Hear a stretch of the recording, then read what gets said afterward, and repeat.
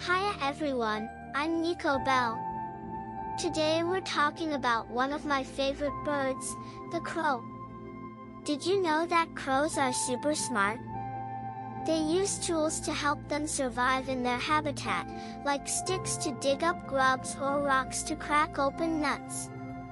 But what's even more impressive is that they've been observed playing games with each other, like hide and seek and tug of war, just for fun.